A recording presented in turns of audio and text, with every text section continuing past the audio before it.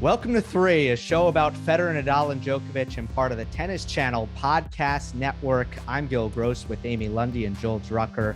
Rafael Nadal's incredible start to the season. The undefeated run is over in the Indian Wells final. He went 20-0, now 20-1, losing to Taylor Fritz. Congratulations to Taylor. First Masters 1000 victory. He does it at home. Gets his first win over the big three, by the way. He was 0-8 coming into the match and put in a great performance. I think, unfortunately, though, we have to start with the health storylines because before the match, Fritz had an ankle issue at the very end of his semifinal against Rublev. Then in his warm-up session, had to cut it off early, looked in tremendous pain. I think everybody was wondering if he was going to take the court. He does take the court. The match begins, and from there, Amy, what did you see in terms of where each player was at from a health standpoint? Taylor was moving well. Was he moving, 10 out of 10 scale that I've seen him, which is really good for a big guy? No, he wasn't. But it was more like a 6 or a 7 out of 10 for a movement. And the forehand had pop, Gill. It was, it had that Taylor Fritz quality, that whip, the pace. So immediately he broke, and I knew that this was going to be a problem because Rafa was in pain. I mean, they both actually looked really pale and ashy throughout the entire match, like pain. But I think it was the pec that Rafa injured late in the match with Alcaraz, and plus the foot thing. And not to make excuses, it was rough in places. And I give the two guys a ton of credit for getting out there. Neither one of them defaulted or had to retire or anything like that. Major props, because it was a full stadium, a lot of eyes on this match, and there were some great moments. I felt Fritz was pretty close to normal to my eyes. I agree with you that there might have been maybe a couple percentage points missing, but I was surprised because I thought the issue was going to be with Fritz. And then, yes, Nadal had the pec where his serve speeds were way down. And I think they were down throughout the match, but especially extreme at the start of the match. And then he started moving below his standard towards the end of the first set. And then that's not a pectoral. So I think, and we'll see what comes out, my gut is that not only was there an issue with the upper body on the serve, but there was an issue with the foot as well, because you don't move poorly because of your pectoral. But then in the second set, Nadal leaves the court and gets whatever treatment he got. I think the end of the second set from 4-5 forward was really good stuff, where we got a show and both kind of going at it. Nadal moving well again. Maybe the serve never got there, but the movement was there, and it was a great end to the match. Yeah, it was really interesting. I mean, I'm right here, and so I was seeing it. I was right by the court, and it was really dramatic, and there was some wind. And as Amy pointed out, Fritz got off to a really good start, and Rafa looked that was surprising. Yeah, there was all word, like I had heard from numerous people, that Fritz barely hit a ball when he practiced, and who knows if he was going to be able to play. And then he comes out just swinging freely and hitting great shots, and he's up 4-0 and takes that first set. It was really it was impressive play from Taylor Fritz. I mean, I've watched him play since he was in single digits in age, and it was a great effort. I did think, though, I had this, particularly after Nadal fought off one match point in the second set at 4-5, I thought he was going to take that tiebreak, but he missed a big swing volley late in that second set tiebreak, and that really turned things around. Yeah, that was a surprising miss. It got very tight. Nadal also was very clutch at 4-5, down match point. He had a nice serve, +1 forehand to force an error, hit a service winner at deuce, and then a forehand down the line winner to close that 4-5 game and extend the match. So it could have been over even earlier. The theme for Nadal, though, throughout the week was winning with less than his best. We talked after the quarter match and we thought, okay, tough first round. At some point in the tournament, it became a pattern that things were not going to be easy for Rafa throughout the week, but he was still able to make the final. I guess a two-part question. Why was it different today? And how does Rafa win so many matches without his best? How did he extend this all the way to the final in the Californian desert? He's the ultimate problem solver. He Houdini'd pretty much every match of this tournament. And whether it was going for more on certain shots, adjusting his return position, which we have said previously that he would never do. And he was playing around with that. He was moving in on people's second serves, taking the ball on the rise at times, but at other times not, moving back and taking a full swing. He was moving into the net, volleying, hitting lobs, retrievals, drop volleys, like every shot in the book. And his greatness was really on display this entire tournament. It's really one of the best tournaments I've ever seen him play in terms of having to problem solve. So it's somewhat a shame that he lost in the final, but Fritz definitely earned it. I remember when I saw him play when he was 17 and he lost a match at the US Open. I think it was Jonas Elanawi or something. I don't quite know, but I remember one of the Spanish reporters who I talked to had seen him for years says, he's Nadal. I mean, in other words, how did he get to the finals here playing less than subpar tennis, less than great tennis?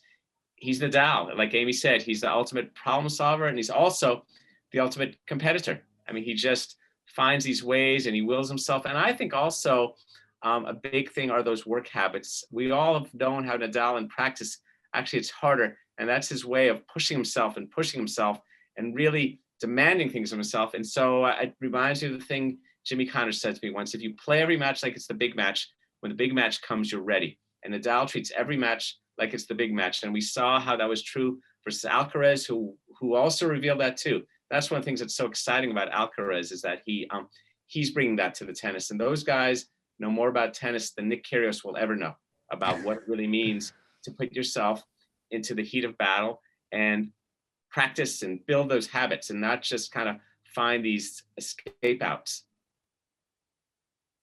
I like that, Joel. You're coming in hot, and let's go with that. I mean, what did you see in the Kyrgios match?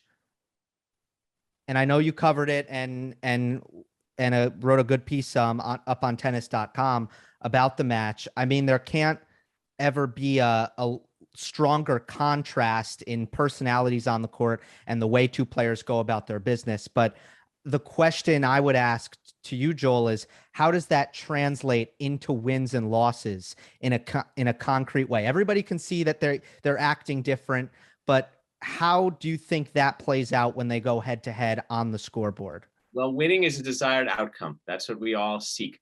Can't always control that. Competing is a process that we can control every minute of. And where Kyrgios has this blind spot is that while he plays well and he knows how to win, he does understand the work habits of competition. Something as simple as being down 5-0 in a tiebreak and thinking rationally that he's going to lose. So he hits a forehand 20 feet long. And then he gets use profanity with some of the audience. He loses a point and loses the set. So now what he's doing, he's kind of concocting the story that's going to allow him to think, yeah, see, and this happened and that happened, instead of just facing the reality. Alcaraz would never do that. Alcaraz would know, I'm down 5-0, I play the next point. I'm down 6-0, I play the next point. And of course, that's what Nadal does. And I think it's this sustained work habits that make us, I mean, it's a little bit like they say, what matters most is when people aren't paying attention. I think Kyrgios, yeah, he can compete with the very best players. He showed it the other day with Nadal in this quarterfinal match. But what about the sustainability and doing it again and again and putting yourself in that situation? I just think that's why I had so much respect for Alcaraz. That was one of the best matches I've ever seen at this tournament. The Alcaraz Nadal match last night in in the semis. Just fantastic. So I think maybe that match also took a lot out of Rafa. I mean, it took out a No lot question. out of me watching it. No question. That wind, and Joel, I quoted you on Twitter last night as saying that it's not that Rafa likes to play in the wind, but you don't. But Amy, I like playing. It's not. I like playing in the wind. You know, you're right. It's kind of an extension thing. I say I like playing in the wind, and to me, the reason why Rafa, and he talked about this press conference. Look, we all know it's not going to be pretty, but it's called tennis, and those are the terms. And it's attitudinal. See, I think the key to playing well in the wind, your attitude. And both the guys had as good attitudes as could be expected, but that wasn't just wind. That was 50-mile-an-hour gusts. No, it wasn't 50. Was that? They were talking. I mean, there was talk of safety and that kind of thing. So the fact that they stayed out there and that they were able to handle it, you know, even though they were falling on their butts, it just made for an incredible match. And then the cherry on the top was that the wind came down to a manageable level and they were able to play really good tennis in that third set. But it was windier here in the 2009 final when Nadal handily beat Andy Murray. I mean, Nadal talks about, well, do we have a rule that says it can, when we stop for the wind? But it was the sand. It was the sand in his eyes that was really disturbing Rafa. But the wind, the wind, I mean, I can only imagine Kyrgios if it had been windy yesterday. He would have found some way to just let it know that, this isn't going to be my day. 100%. It's so much about acceptance and attitude and kind of putting the ego aside and going for safer and easier shots. And both of them were incredible. Amazing accomplishment by Alcaraz to win that second set. I mean, it was great tennis, and he played great shots, and he was focused, and he was dialed in, and he was competing. And so I think the difference is the person who's willing to just keep competing and keep putting in effort. Right. And it doesn't matter what the level is. And that's what Kyrgios doesn't quite always see. It's like, just compete, and it's going to be fine. What will be, will be. So we got 3 examples here. We got 5-2 down against Korda, and Nadal bears down and plays his game and makes his opponent earn everything and comes back. Then we have the wind, another scenario where you have to be mentally strong and stable and try to accept certain things that are going to be inconvenient and difficult. And then today in the final, you had the injuries that he was dealing with. And again, right, he competed extremely admirably like a champion. But I think at the end of the second set, the difference was even when Nadal bared down and D'd up, and I thought he was moving well, and I thought he made a lot of balls, he just didn't have everything firing. Fritz actually took it. Fritz, under pressure, was able to deliver and play some great points down the stretch to take that second set.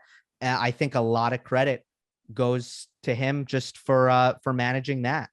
Absolutely, and serving well and hanging with his both ground strokes and withstanding some attacks from Nadal.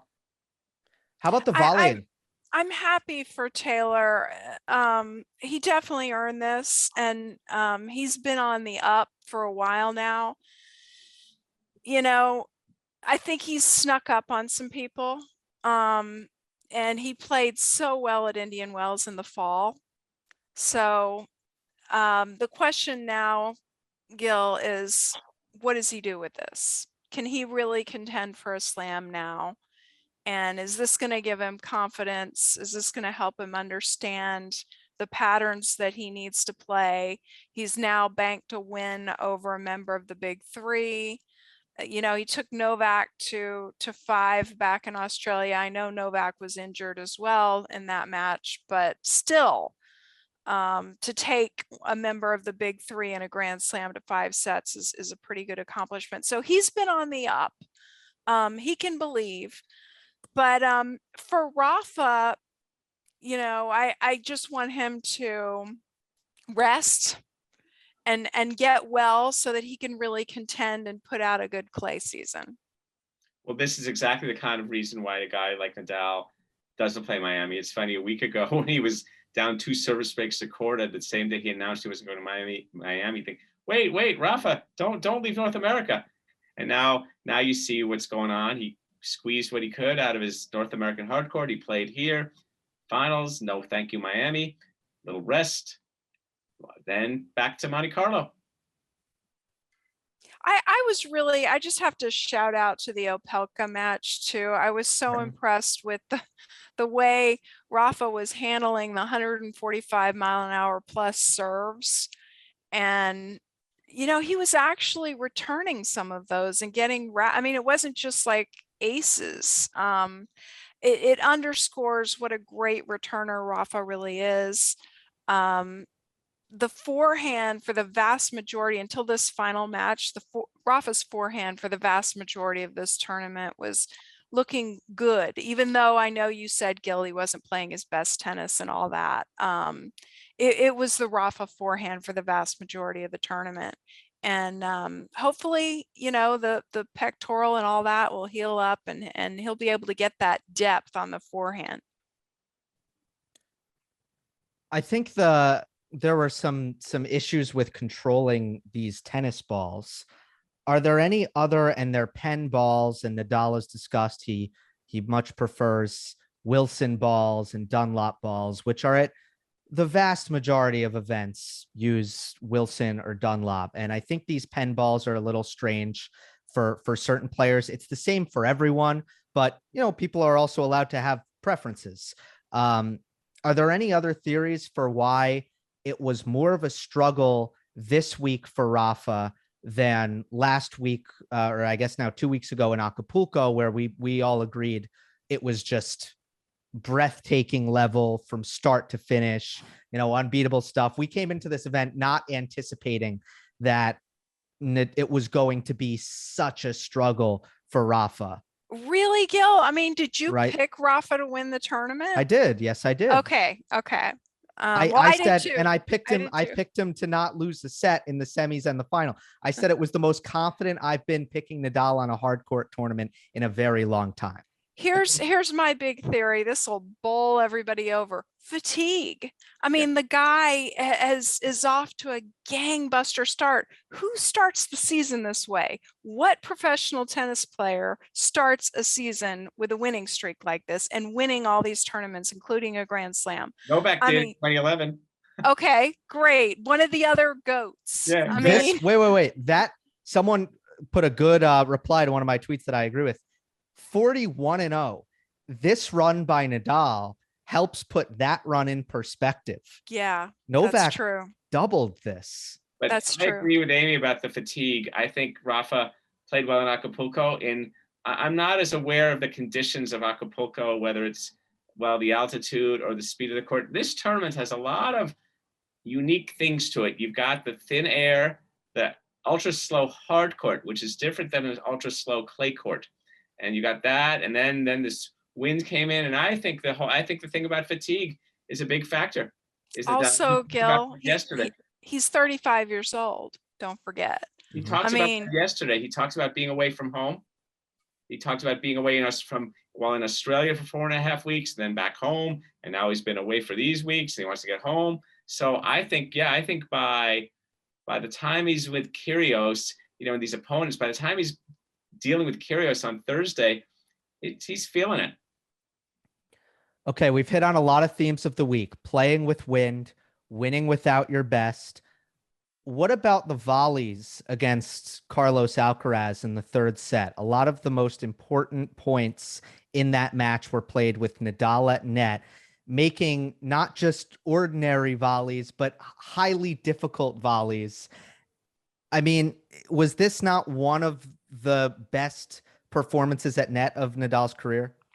Even in the match against Fritz, he came up with late in the match. He came up with some amazing volleys. The strong volley followed by the touch volley, and then he goes and makes a couple of errors from the baseline. So it's that old adage of you win a much higher percentage of the points at net than you do the baseline. But it's really the curious case of Benjamin Button reflex volleys, because my son put on a science video, National Geographic, the other day, and the whole point of the video was that as we get older, our reflexes diminish. It's science, it's nature. You cannot fight it. You can, try to mitigate it some, but your reflexes are going to diminish. And to see some of the reflex volleys, and he's not just getting a racket on those things, he's putting them in a strategic place on the court. What he did against Alcaraz was just phenomenal. When does the diminishing occur? When you're about 37 in Rafa's case? I mean, it's interesting. It's fascinating. I was writing about this yesterday. The history of Nadal's volleys is usually a monster approach shot followed by a volley inside the service line, but not against Alcaraz. It was different. You're right, Gill. He had a few more stick volleys, and he got way on top of the net. He managed. There's a whole little mini course he put on about court and space management when you come to the net on a windy day. It's like, okay, here I am. No, your lob isn't going to really work. The wind, kind of tricky. Here I am. Gets right up, gets way close to the net, and fielded some volleys with some great reflexes. And yeah, it was some of the best volleying I ever saw from Nadal, and also kind of upping the ante, because look how good Alcaraz's volleys already are. I dare say Alcaraz is a better volleyer at 18 than Nadal was. I think that's right. Yeah, we'll see. I was really impressed with Alcaraz's serve and volley. That is not an easy skill. And to make that first volley when you don't know what you're going to get, sometimes it's right at your feet, sometimes it's high, sometimes you're running for something out wide, and to be able to place it deep, a good solid quality volley deep. I tweeted that I thought Alcaraz was a better serve and volleyer than Cressy, who serves and volleys every point pretty much. And people got mad at me and they wanted stats and all that. And I am going to run the stats. I have a sneaking suspicion that the success percentage on those two players, serve and volley, is going to be very, very similar, probably almost identical, even though Alcaraz uses it as more of a change-up strategy. Right. So the comparison is a little tricky, because you had one guy doing it as the core competency. That's it's his go-to all the time, and the other guy is mixing it. But I suspect you're right. I suspect that's kind of how those numbers shake on the net rushing. I mean, when you come to net, you're going to probably have a good 65% plus. It's just how often you get there. So, and how often you do it. So it'll be interesting to see how Alcaraz continues to integrate some of that into his game. It was fun to watch. Boy, ooh, it's great. Yeah, I think we should address head on at this point. Carlos Alcaraz is going to be a problem for everyone very, very Yes. soon. Yes. So He already is. I think you're absolutely right. I can't wait to see him in this clay season. Me too. I want to see these draws, all that stuff. I'm sure there's going to be more discussion about him soon, but for now, I mean, just watching that match, what were the things that developmentally you saw as things where Nadal was way ahead of Alcaraz, advantages? For me, it was spot serving. Carlos doesn't really spot serve at this point. He just kind of puts it in at high speeds. And I think the other thing is just knowing when to make sure not to miss. Just the consistency from Alcaraz can sometimes be lacking. He's more of an offensive-minded player, where we know what Nadal was like at Carlos's age. It was never, ever miss. Don't give opponent anything. Run for days. And Carlos is going to develop the opposite direction.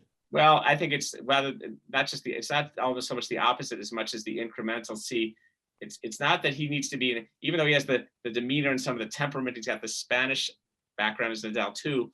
It's more about addressing the Nadal problem. Nadal has posed the problem to the world. This is who I am. Try to beat this. So Alcaraz has built a game is built in the course of building a game that tries to problem solve that. So he's not going to just be a Nadal 2.0 as much as he's going to be an Alcaraz 1.0 and address that in the offense. It's hard to evaluate his shortcomings juxtaposed against Nadal.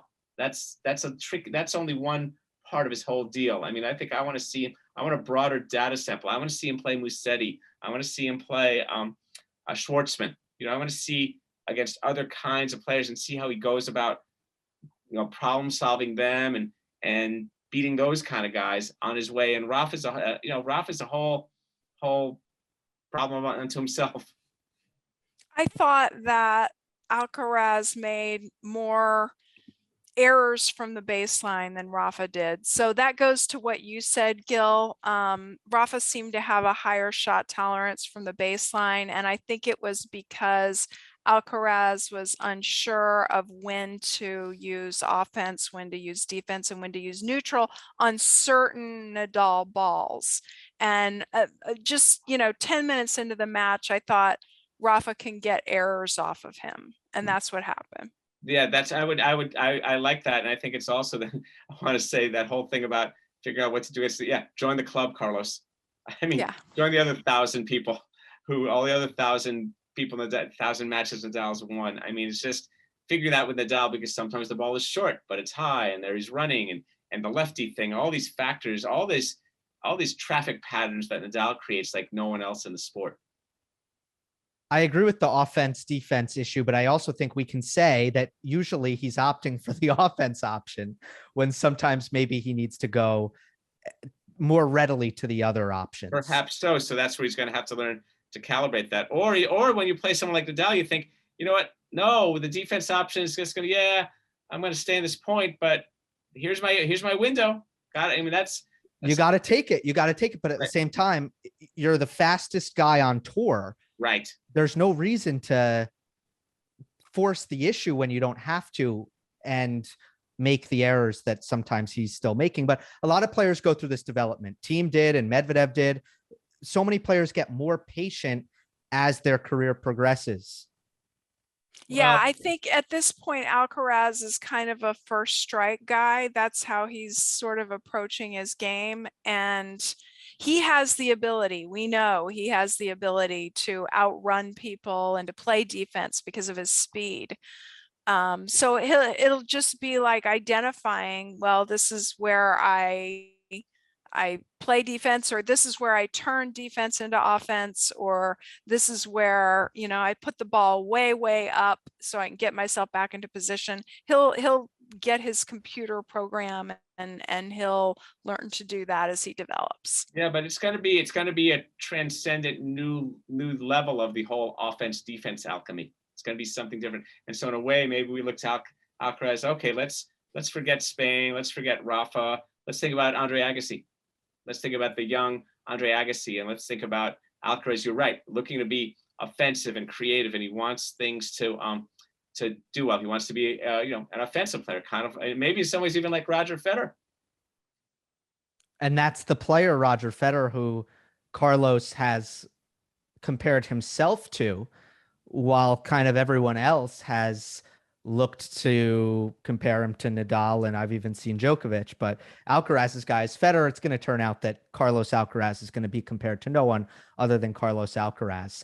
But speaking of Roger Federer, we have footage of Federer hitting fuzzy yellow balls. Amy, what did you see? Because you're our go-to for this with Federer's comeback videos. Do you have any analysis of Federer hitting against the wall? Nobody liked it. It wasn't just me this time that saw something weird. Nobody liked it.